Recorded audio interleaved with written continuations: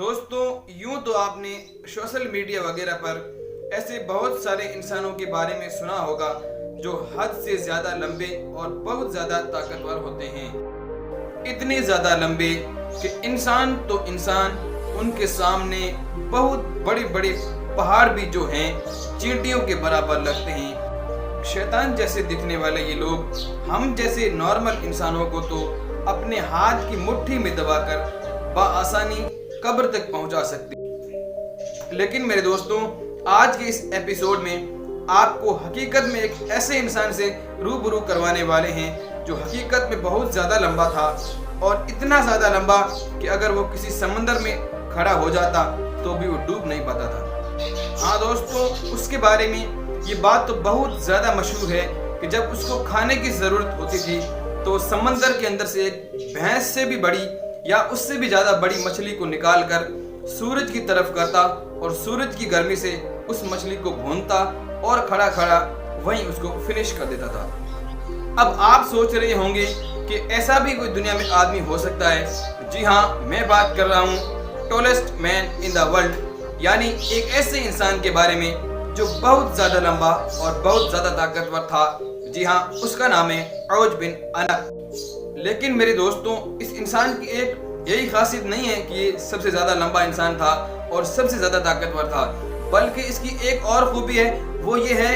کہ یہ انسان دنیا کے اندر لگ بھگ 3000 سال تک زندہ رہا، یعنی اس نے 3000 سال تک کی عمر پائی۔ ہاں دوستوں، اس کی 3000 سال کی عمر کا اندازہ اس حساب سے بھی لگایا جا سکتا ہے کہ یہ انسان حضرت آدم علیہ السلام کے زمانے سے لے کر موسیٰ علیہ السلام کے زمانے تک زندہ رہا۔ اور اس انسان سے جڑی ایک بہت بڑی بات یہ بھی ہے کہ جب طوفان نوح آیا، یعنی نوح علیہ السلام کے زمانے میں جب ایک بہت بڑا طوفان آیا تو دنیا پانی سے بھر گئی تھی، دنیا کے اندر پانی پانی ہو گیا تھا اور لوگ ڈوب ڈوب کے مر رہے تھے۔ یہ اللہ تبارک و تعالیٰ کا عذاب تھا۔ وہ پانی اس انسان کے پیروں کے جو ٹخنے ہوتے ہیں وہاں تک بھی نہیں پہنچ پایا تھا۔ لیکن دوستوں عوج بن عنق سے جڑی ایک بہت بڑی بات کو اگر ہسٹری کے پنوں میں کھنگالا جائے تو وہ یہ پائی جاتی ہے کہ جب موسیٰ علیہ السلام نے اپنی قوم بنی اسرائیل کو مصر کے ظالم بادشاہ فرعون سے چھٹکارا دلانا چاہا تو موسیٰ علیہ السلام پر اللہ تبارک و تعالیٰ کا حکم نازل ہوا کہ ملک شام سے جو ہے جہاد کرے اور اس ظالم قوم کو ظلم کرنے سے روکیں۔ جی دوستوں، اسی لیے حضرت موسیٰ علیہ السلام نے ملک شام یعنی آج جس کو سیریا کہا جاتا ہے اس کو فتح کرنے کا ارادہ کیا۔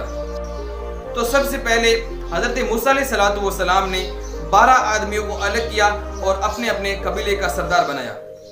پھر موسیٰ علیہ السلام نے ان 12 لوگوں کو ملک شام روانہ کیا کہ آپ وہاں جا کر ملک شام کے حالات کو دیکھ کر آؤ تاکہ ہم اسی حالات کے حساب سے پھر جنگ کی تیاری شروع کریں۔ جی میرے دوستوں، جب یہ 12 لوگ ملک شام کی طرف روانہ ہوئے اور ایک بہت بڑا لمبا سفر طے کرنے کے بعد جب یہ ملک شام یعنی سیریا پہنچے تو سب سے پہلے ان کا سامنا ہوا عوج بن عنق سے، جو حد سے زیادہ لمبا اور بہت زیادہ طاقتور تھا۔ اور جب ان 12 لوگوں نے عوج بن عنق کو دیکھا تو بہت زیادہ گھبرا گئے اور اس انسان سے ڈرنے لگے۔ عوج بن عنق کو جب ان 12 لوگوں کے ملک شام یعنی سیریا آنے کی وجہ پتا چلی تو ان سب کو پکڑ کر اپنے گھر لے گیا اور اپنی بیوی سے لے جا کر کہا، دیکھو یہ میرے سے جنگ لڑنے آئے ہیں۔ پھر عوج بن عنق نے ان سب کو ایک لائن سے زمین پر سلا دیا اور اس نے یہ ارادہ کیا کہ ان سب کے اوپر اپنا ایک ہی پاؤں رکھ کر کے ان کو دبوچ کر مار ڈالوں۔ لیکن دوستوں ان کی خوش قسمتی تھی کہ وہ اس کی بیوی کی وجہ سے وہاں سے بچ نکلے۔ پھر وہ 12 کے 12 سردار وہاں سے نکلے اور حضرت موسیٰ علیہ السلام کی بارگاہ میں آئے، بہت زیادہ گھبرائے ہوئے تھے۔ موسیٰ علیہ السلام کی بارگاہ میں آ کر عرض کیا، حضرت وہ قوم بہت بڑی طاقتور ہے اور زیادہ لمبے لمبے انسان اس کے اندر پائے جاتے ہیں، ان سے ہم جیت نہیں سکتے ہیں۔ جی میرے دوستوں، اور ان 12 لوگوں نے حضرت موسیٰ علیہ السلام کو یہ بھی بات بتائی کہ حضرت وہاں کے پھل جو ہیں وہ بہت بڑے بڑے ہیں، یعنی اتنے بڑے ہیں کہ ایک انار کا دانہ اگر ایک انسان کے پیٹ میں چلا جائے تو اس کی بھوک کو وہ آسانی سے مٹا سکتا۔ ان لوگوں کی یہ ساری باتیں سن کر حضرت موسیٰ علیہ السلام نے ان سب کو بٹھا کر کے ایک نصیحت کی کہ جب آپ لوگ اپنے اپنے قبیلوں کے سامنے جاؤ تو اپنی قوم کو یہ نہ بتانا کہ وہ ملک شام کی جو قومیں ہیں وہ بہت زیادہ طاقتور ہیں اور بہت زیادہ جو ظلم کرنے والی قوم ہے۔ اگر آپ 12 لوگ اور قبیلوں کے سردار ان قوم کو یہ بتا دو گے تو وہ جنگ کرنے کے لیے تیار نہیں ہوگی اور اپنا پلان بھی جو ہے وہ خراب ہو جائے گا۔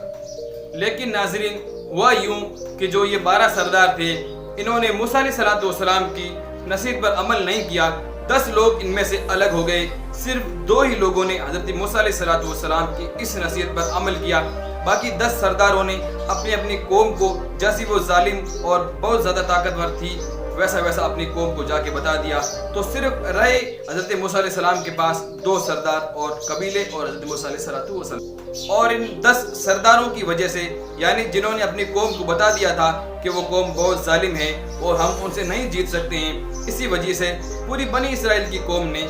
جنگ کرنے سے انکار کر دیا۔ حضرت موسیٰ علیہ السلام نے اس قوم کو بہت سمجھانے کی کوشش کی کہ اللہ تبارک و تعالیٰ نے میرے سے جنگ کا فتح کا ارادہ کر لیا،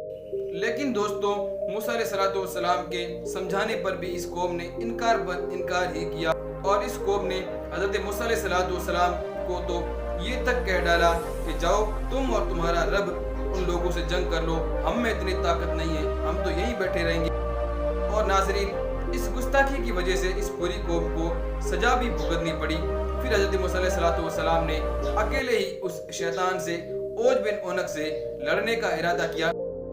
جی میرے پیارے ناظرین، جب حضرت موسیٰ علیہ السلام اوج بن اونق کے پاس گئے اور اوج بن اونق کا سامنا حضرت موسیٰ علیہ السلام سے ہوا تو اوج بن اونق نے یہ دل میں چاہا کہ اس چیٹی جیسے انسان کو میں اپنے پیر کے نیچے جو ہے مسل کے مار دوں۔ پھر اس نے موسیٰ علیہ السلام سے یہ کہا کیا تو بنی اسرائیل کا وہی سردار ہے جس نے فرعون جیسے انسان کو سمندر میں ڈبو کر مار دیا؟ یہ کہتے ہی اس نے حضرت موسیٰ علیہ السلام پر حملہ کر دیا۔ پھر حضرت موسیٰ علیہ السلام نے بھی جوابی حملہ اس پر کیا، یعنی کہ اپنی لاٹھی کی بل سے آسمان کی طرف 10 گز اوپر اچھل کر آپ نے اس شیطان یعنی اس اوج بن اونق کے ٹانگ پر ماری، جو کہ اس کے ٹخنوں تک ہی پہنچ پائی تھی، اور یہ زمین پر گر گیا اور ہلاک و برباد ہو گیا اور اسی وقت یہ مر گیا۔ دوستوں یہ تھی آج کی ویڈیو۔ اگر آپ کو ویڈیو اچھی لگے تو چینل کو ضرور سبسکرائب کرنا۔ ناظرین چینل سبسکرائب کر دیجئے، فری ہے، کچھ پیسے وغیرہ نہیں لگ رہے ہیں، چینل کو ضرور سبسکرائب